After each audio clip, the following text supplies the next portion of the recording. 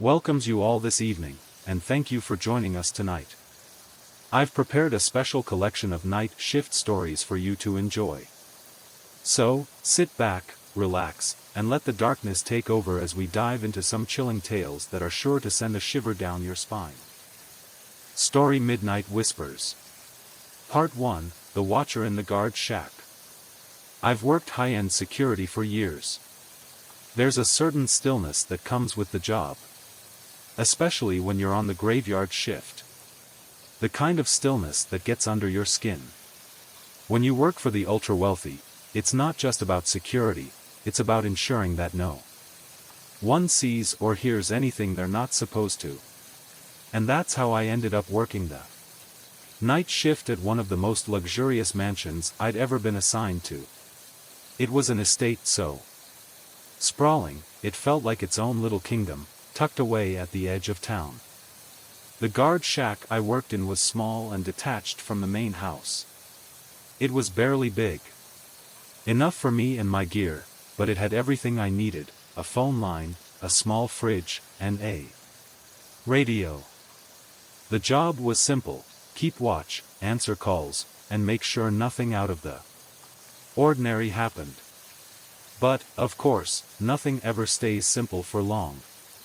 It was around 1 a.m., and I was settled into my shack, watching the security monitors.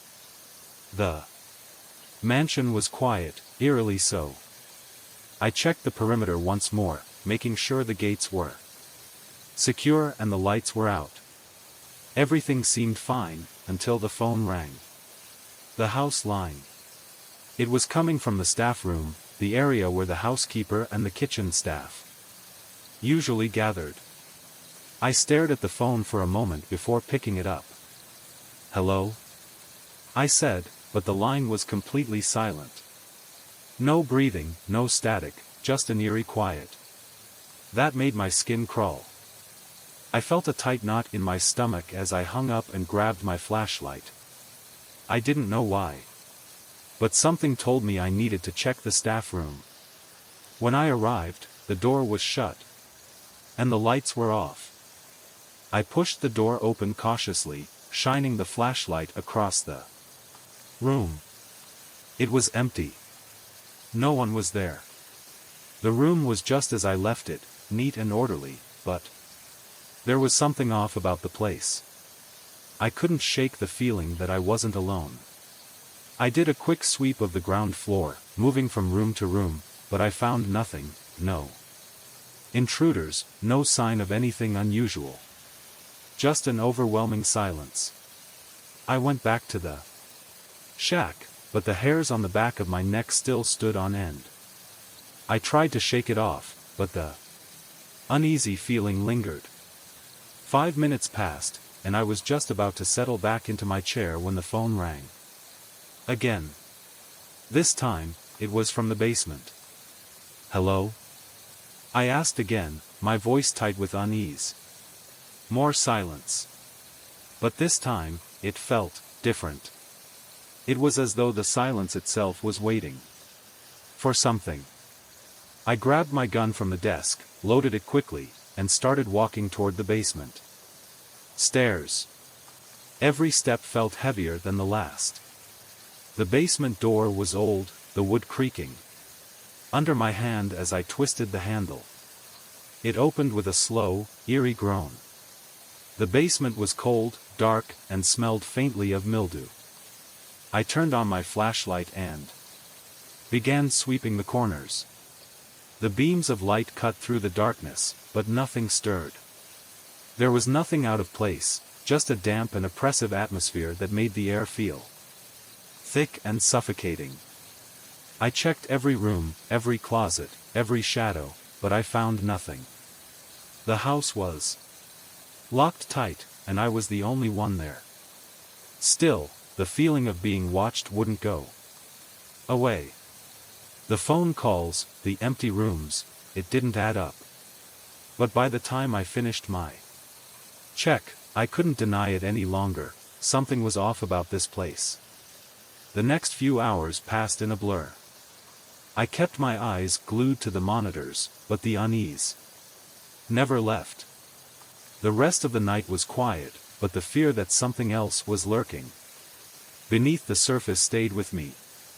By the time the sun rose, I was exhausted, physically, but mostly mentally.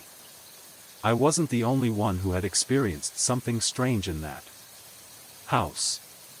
The other guards had their own stories, stories of whispers in the halls, doors that wouldn't stay locked, and strange noises coming from the empty rooms.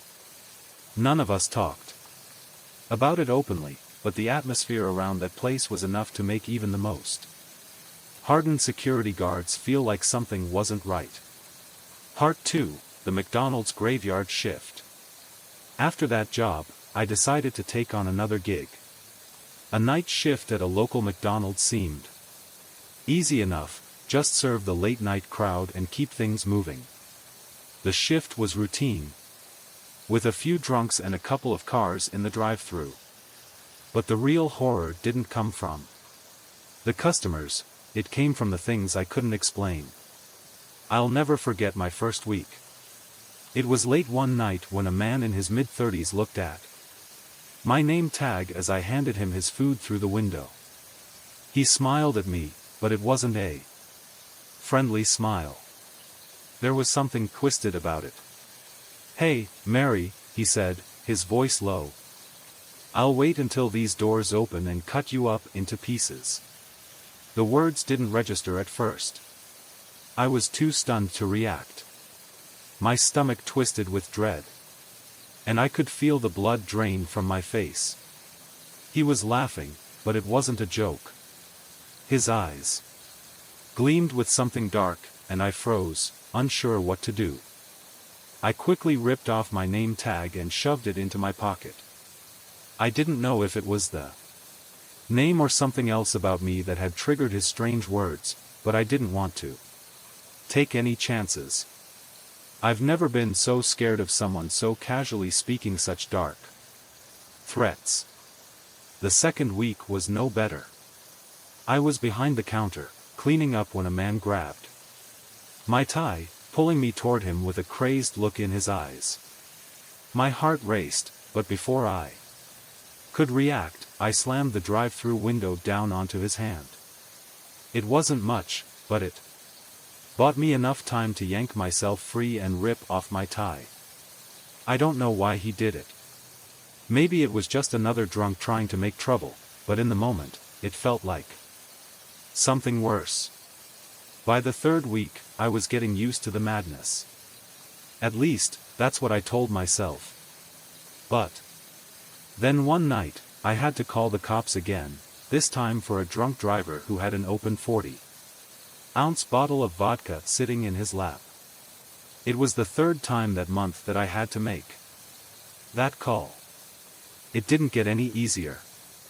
Each time, I felt more and more like the night shift was draining me, taking pieces of my sanity with it. I couldn't shake the feeling that people became different once the sun went down. As if something about the darkness made them forget about the rules. Or maybe, it just brought out their worst tendencies. It wasn't just the drunks or the threats, it was the way people looked at you in the dark. Like they could see right through you, past the uniform and the forced smile. Part 3, the Night Watchman's Curse. The final straw came one night when I was working a shift at a nearby library. I had been scheduled to close, which meant going through the building, turning off lights, and making sure everything was locked up. I hated doing it. The place was huge, and the silence felt unnatural. The long hallways and rows of books were enough to make anyone feel uneasy. I was walking through the study rooms when I saw it, movement. I froze. The lights in one of the rooms flickered on. It wasn't supposed to happen. The lights were motion censored. But I knew the room was empty. I checked the keys myself earlier. No one should have been in there. My pulse quickened as I walked closer to the door. I could feel my heartbeat in my throat. I turned the handle slowly, and the door creaked open. The room was empty. There was no one there. I tried to shake it off. Maybe I had imagined it. But as I walked down the hall, another light flickered on in the next room. And then another. The motion sensor lights kept activating, but every room was empty.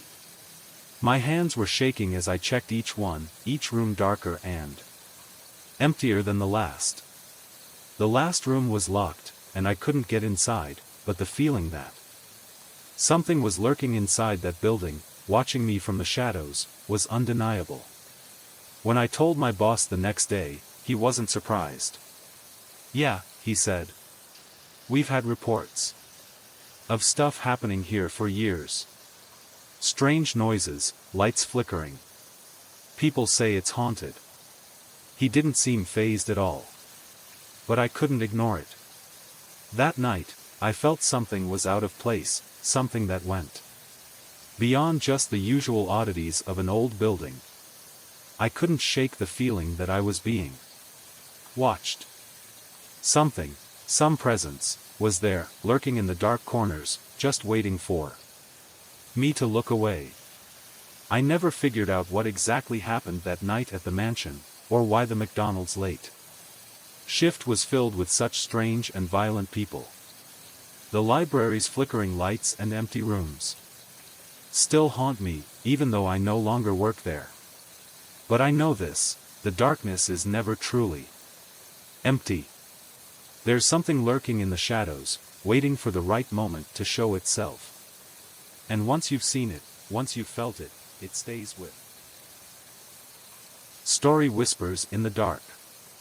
I've worked night shifts for almost 5 years now, and by far, the most unsettling ones were spent alone in the security office at Linton Towers. The complex is a sprawling, high-rise condominium building that's as silent as a ghost town after sunset. It was one of those places where even the residents barely spoke to each other, so the night shift felt endless.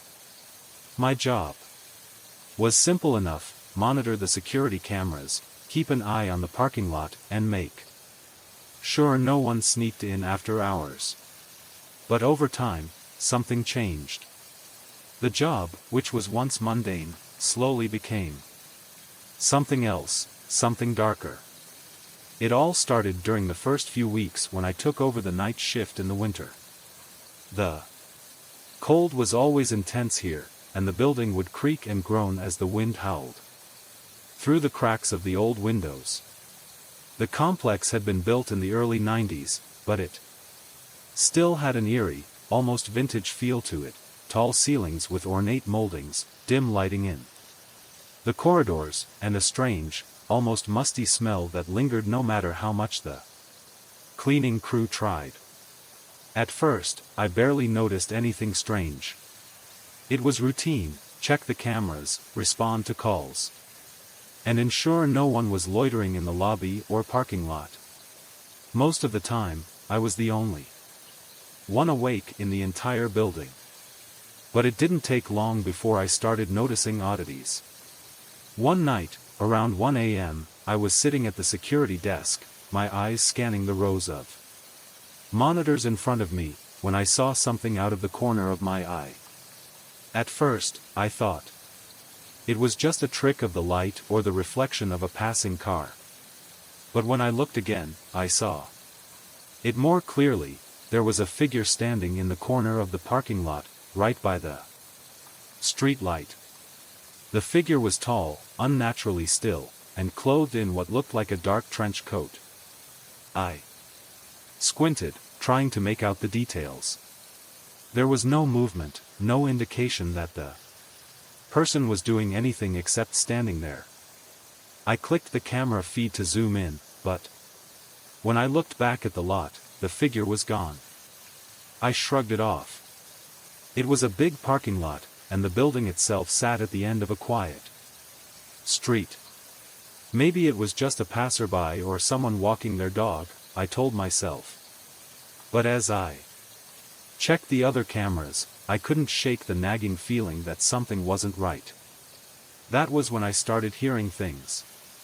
At first, it was soft, just whispers. Faint, unintelligible voices that seemed to float from the corners of the room. I'd chalked it up to the building settling, the walls creaking in the cold.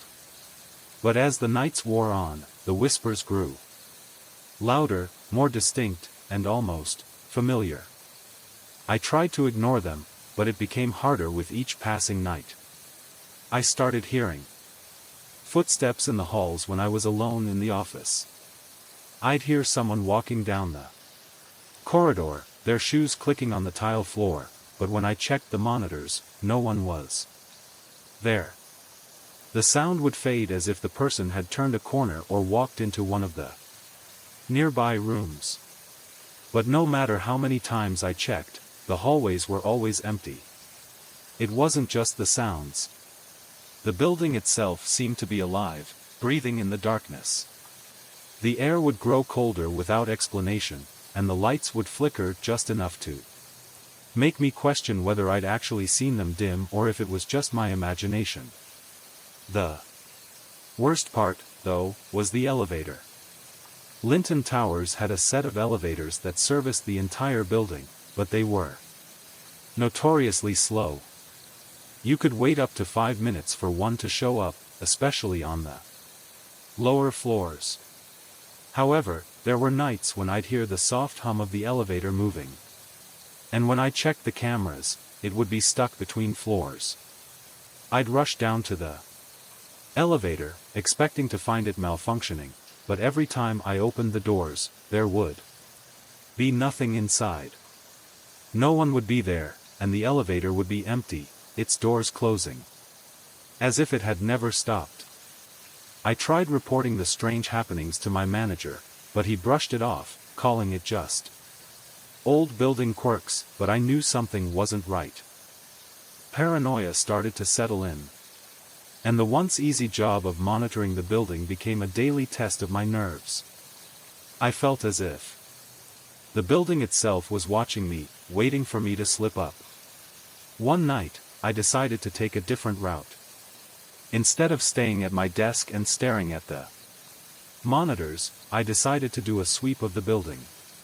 Maybe if I checked on every floor, I'd finally find the source of the noises and get some peace of mind. I walked down the quiet, dimly lit halls, each floor more deserted than the last. The fluorescent lights flickered overhead as I made my way past empty apartments and quiet stairwells. By the time I reached the top floor, I felt like I was being pulled deeper into the building's silence. The air grew colder, and the sense of being watched intensified. As I turned the corner, I saw a figure standing at the end of the hallway, near the stairwell. It was a woman, dressed in white, her long dark hair falling over her face. She wasn't moving. But I could feel her presence, like she was waiting for something. The elevator behind her dinged, and the doors opened, though I hadn't seen the elevator arrive. I froze in place. I couldn't move, couldn't even speak. My heart hammered in my chest, and every instinct screamed at me to run. But instead, I slowly stepped forward, one foot after the other. The woman didn't move. As I got closer, I called out to her, my voice shaky, "Excuse me, are you okay?" She didn't answer. I took another step, and as I did, the air around me grew heavier, colder. The hairs on the back of my neck stood on end. My fingers reached out to touch her shoulder, but just as I was about to, she vanished. No sound, no movement, just gone. I ran back to the security office, my heart racing. The lights in the hallway had gone out, and everything felt suffocating. I slammed the door shut behind me and locked it, but I could still feel the presence, the weight of something that shouldn't have been there. Over the next few days, I tried to put everything out of my mind. I worked through the nights, expecting the strange occurrences to stop. But they didn't. In fact, they only got worse. One night, the buzzer rang at 3 a.m. I looked up from my desk, confused. The buzzer was always silent during the late hours. I glanced at the security cameras, but no one was there. No car in the parking lot. No one standing by the door. I was about to turn away when the lights on the hallway camera flickered. I watched in horror. As the image on the screen changed, the figure from the top floor was there, standing in front of the elevator, staring at me. I couldn't breathe. The figure slowly raised her hand and pointed directly at the camera. And then, the lights went out. The next morning, I handed in my resignation. I couldn't explain what I had seen, nor could I ever make sense of the strange events that occurred in that building. The management had no answers, and none of the other security guards seemed to care about the occurrences. It was as if the building had a life of its own, a dark, hidden history that no one was willing to acknowledge. To this day, I'm still haunted by the memory of that woman in white, standing in the hallway. I don't know if it was a ghost or just a figment of my overactive imagination. But something in that building changed me. It made me question everything I thought I knew about reality. And every now and then, when I'm working late, I'll hear a faint whisper or see a shadow move in the corner of my eye, and I wonder, just for a moment, if the building is still watching. Story Whispers in the Dark. I had always been a night owl. Even before I took the job at the call center, I was used to the quiet hours of the night, the world hushed and still, allowing me the peace I craved. So when the opportunity came to work night shifts at a local tech support center, I jumped at it.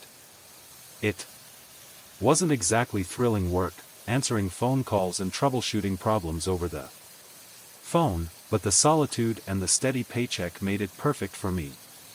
The building was an old structure, one of those nondescript office complexes that had been around for decades. It was large, but at night it felt empty. The only sounds were the hum of fluorescent lights and the dull whir of the HVAC system. On the best nights, the hours passed like minutes. I got into a rhythm, answering calls, helping frustrated customers, and pushing the minutes forward. But not every night was like that. One night, about 2 months into my shift, I went to the comfort room at the end of the hall. I was alone, as usual. The building was empty, with only a handful of us working the night shift, and everyone else had long since gone home. I locked the bathroom door behind me, as I always did, not wanting to be disturbed. When I finished, I stepped out of the bathroom, stretching and yawning, ready to get back to work. That's when I heard it. Footsteps. They were coming from inside the restroom, running toward me. At first, I thought it was just the sound of someone else coming in, maybe one of my co-workers, though it didn't make sense since no one was around. The footsteps grew louder, closer, but when I glanced back, the bathroom door was still closed. There was no one there. No one in the hallway either. I froze, my heart pounding. Maybe it was my imagination, maybe the isolation was getting to me, but I had never felt more unsettled in that moment. The hairs on the back of my neck stood up. I didn't know what to think. Was I hearing things? Or had something, or someone, just made those sounds? I stood there for a minute, still as a statue, trying to convince myself I had just been imagining it. But it was no use. I couldn't shake the feeling that something wasn't right. From that night on, I always asked one of the other workers to accompany me whenever I needed to go to the restroom. It wasn't that I was scared, I was too proud to admit that, but there was something about that feeling that I couldn't ignore. A few weeks passed, and I started to feel like I had gotten a handle on the situation. Maybe it was just the quiet getting to me, maybe the stress of dealing with frustrated customers day after day. But my confidence was about to shatter again. One night, as I was wrapping up some paperwork with a coworker named Sarah, we heard it again. It was the unmistakable sound of footsteps. Slow, deliberate, like someone was pacing back and forth in the lobby. We were in the back room, finishing up, and we both heard it. Sarah paused, her face blanching. "Is someone still here?" she asked, her voice a whisper. "No," I replied, feeling the unease creep up my spine. "Everyone's gone home. It's just us." We waited for a few more moments, but the footsteps didn't stop. They just kept walking, the echo reverberating off the empty walls. I moved toward the door to peek out, thinking maybe one of the higher-ups was still in the office, but the hallway was empty. No one. It didn't make sense. We had both heard the footsteps as clear as day, but there was no one there. I called out into the empty hallway, "Hello? Susan?" But there was no answer. I waited for a few more seconds, but nothing. The footsteps had stopped, but the feeling of being watched lingered in the air, thick and oppressive. We checked the lobby, empty. No sign of anyone. The hairs on the back of my neck prickled, and I could feel Sarah's eyes on me, both of us wondering if we had somehow imagined the entire thing. But we both knew we hadn't. The sound had been too real. It was moments like these that made me question my sanity, but I pushed the feeling aside, chalking it up to the isolation of the night shift. Still, I couldn't shake the creeping suspicion that something wasn't right with that building. That something, or someone, was still there, waiting. I decided to transfer to another department. The thought of the empty halls and those strange occurrences gnawed at me, but I didn't want to admit it. I was just looking for a change. But even with the change of scenery, the eerie incidents didn't stop. I began working at a memory care facility. The building had a different energy, older, quieter, and much more isolating. There were always whispers about the place being haunted. But I didn't believe in ghosts. Or at least, I didn't until I met Helena. Helena was a resident of the facility who had been suffering from severe dementia for several years. I'd heard stories about her before, how she would scream for hours at nothing, how she would sit in her room for hours, motionless, staring at the wall. But I didn't think much of it. People with dementia sometimes acted in strange ways, and I was used to caring for patients who exhibited odd behaviors. But nothing could have prepared me for the first time I checked on her. I was doing rounds around 2 a.m. when I entered Helena's room. The room was dark, the only light coming from the dim hallway outside. I opened the door, expecting to see her lying in bed, as usual.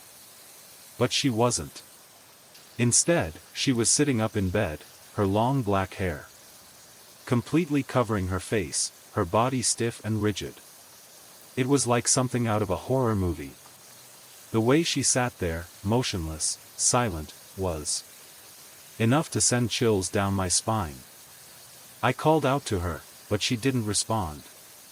Not that I expected her to. She was nonverbal by this point.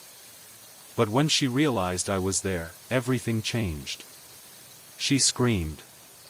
A bone-chilling, blood-curdling scream that pierced through the silence of the room and reverberated in my bones. The sound was so intense, so raw, that it made my heart race. I could feel my skin crawling, my blood running cold. I quickly checked her over to make sure she wasn't in pain or in danger, but she continued to scream, her face hidden by that wall of black hair.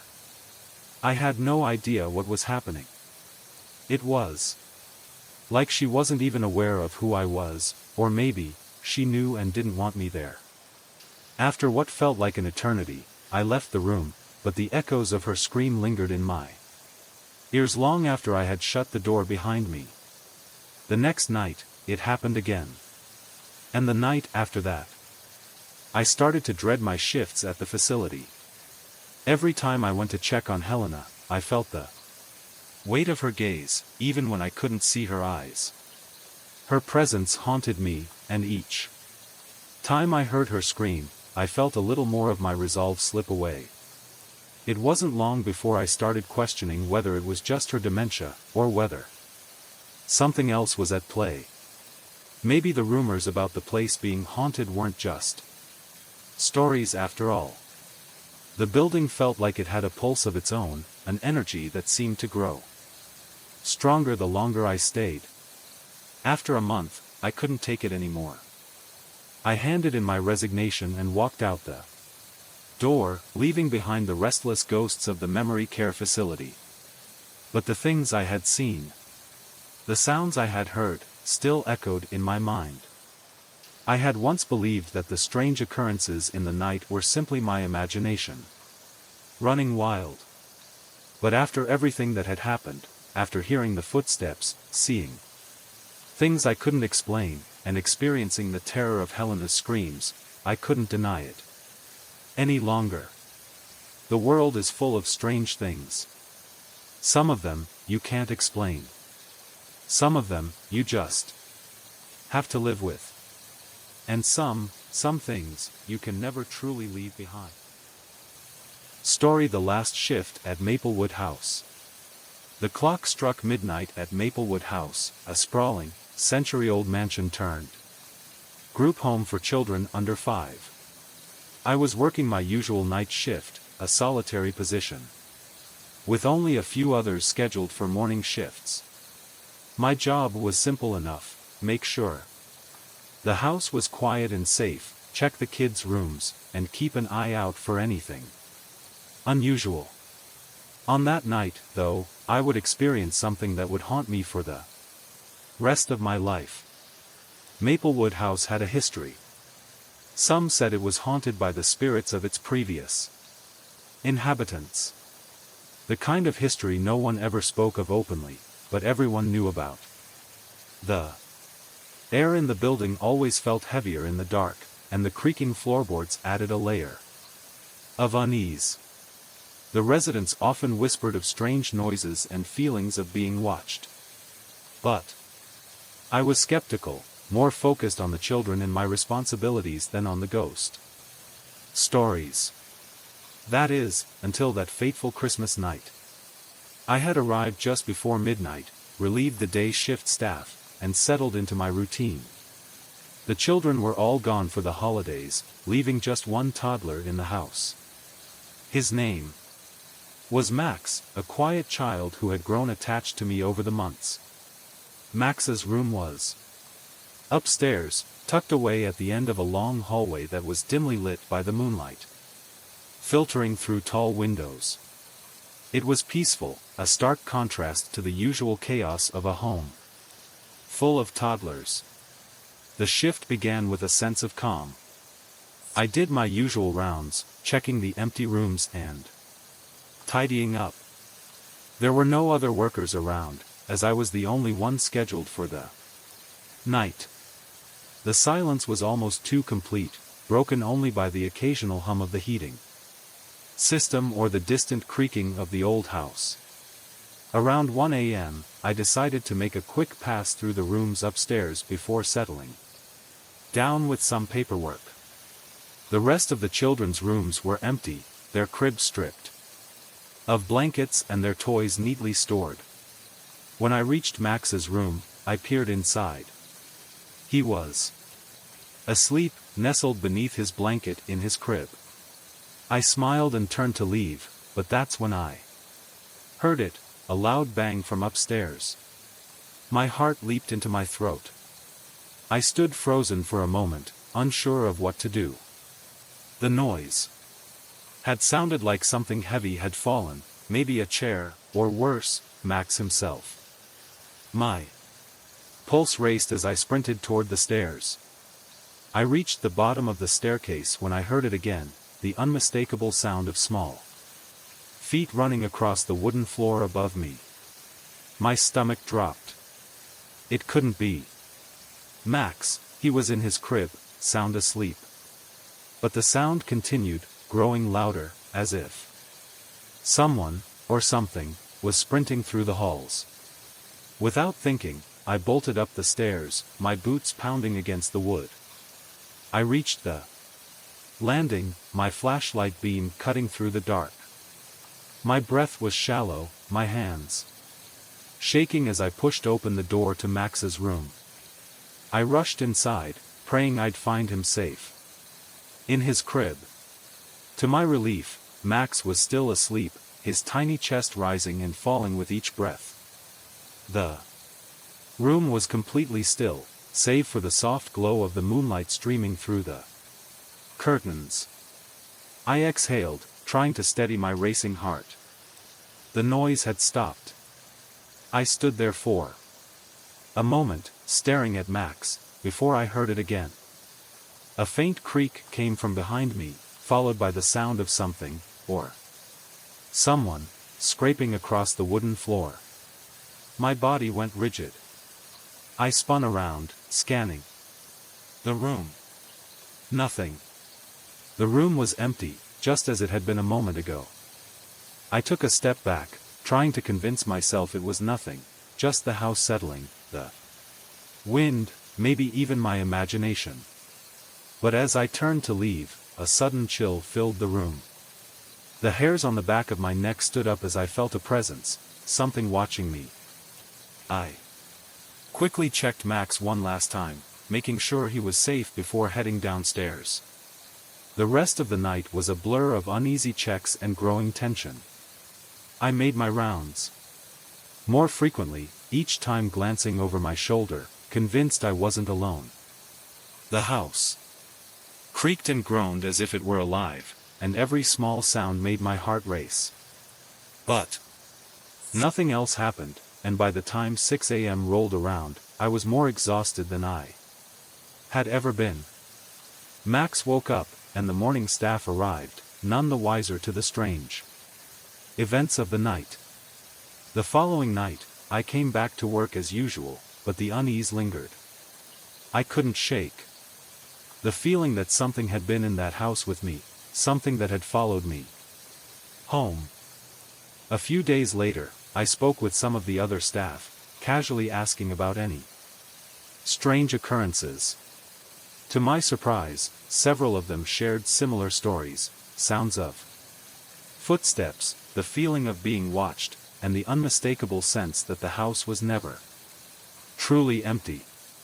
It wasn't until weeks later, when I was cleaning out the attic, that I uncovered something I couldn't explain. Tucked away in a corner of the dusty old storage room was a box, filled with old records and documents. The box seemed completely out of place, buried beneath layers of cobwebs and forgotten belongings. I opened it, carefully going through the contents. Among the old papers was a faded photograph of a woman, her face pale and gaunt, her eyes hollow and wide. The name on the back of the photo read, Agnes Ward, 1922. I showed the photo to a few of the longtime staff members. Their faces grew pale when they saw it. Agnes, one of them said softly, she was one of the original caretakers here. She died in the house under suspicious circumstances. The details were vague. No one knew exactly what had happened, only that Agnes had vanished one night and was later found lifeless in the very room where Max now slept.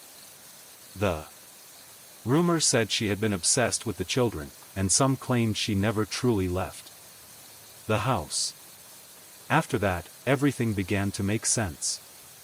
The strange sounds, the cold chills, the feelings of being watched, it was as if Agnes had never really left. Whether she was lingering in the Shadows of the house or simply attached to the building itself, I could no longer deny the reality of what had happened that night. I eventually left Maplewood House, unable to shake the memories of what I had experienced there.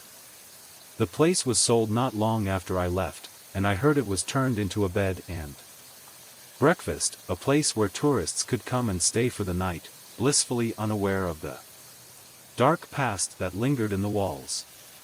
But sometimes, when the wind howls through the trees and the lights flicker just right, I swear I can still hear the sound of small feet running across the floors. And if I close my eyes, I can almost feel Agnes's presence, just behind me, watching. Hey everyone, Mort here. Thanks so much for tuning in and listening to tonight's stories. I really hope you enjoyed them. If you did, it would mean a lot to me if you could drop a like and hit that subscribe button. And if you made it all the way to the end and aren't subscribed yet, well, that'd be awesome too. I put out new videos every week, so I hope you'll stick around. A huge thanks to my amazing members and patrons. You guys rock, and your names are right there on the screen. If you like this video, I think you'll enjoy this one too, so why not give it a watch? Stay awesome, and I'll see you in the next one. Good night.